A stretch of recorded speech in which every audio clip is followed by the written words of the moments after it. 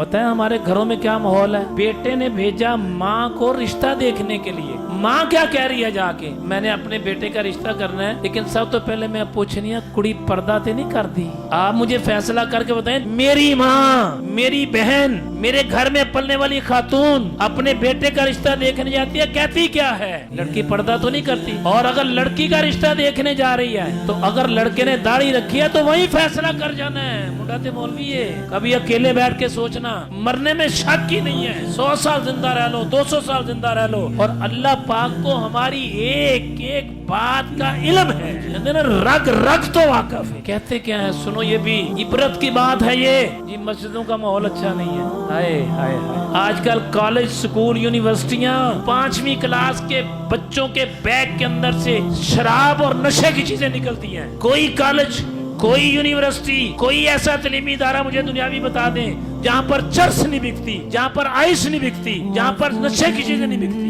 माहौल किसका खराब है? मसाजिद का।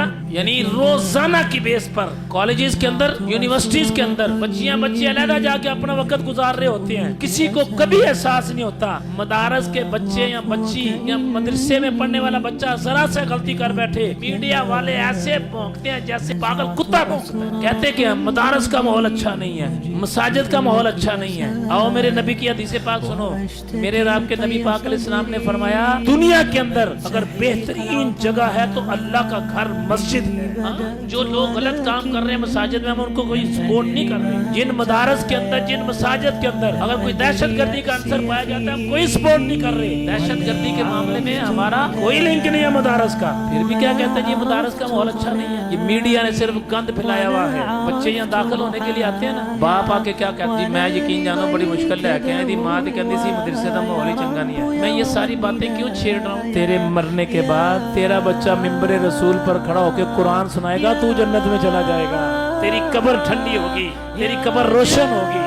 क़यामत वाला दिन होगा ना, अल्लाह ताला की बारगाह में पेश होने ना, मैं कहूँ यार हम पेश होंगे। हमारा सुन्नियों का अकीदा है कि नबी करीम अलैहिस्सलाम शिफात फरमाएंगे, कोई दूसरी राय नहीं है, बिल्कुल सच बात। और फिर नबी अलैहिस्सलाम ने पता क्या फरमाया? ये ना सोचना कि शिफात जो है नेक लोगों के लिए है, शिफात है ही गुनाहगारों के लिए। लेकिन मैं ये आपसे गुजारिश कर रहा हूँ, मैं भी, आप भी, हम अपने बच्चों को दीन पे ना लगाएं, हम अपनी नस्ल को दीन पे ना लगाएं, हम अपने बहन भाइयों को दीन पे ना लगाएं।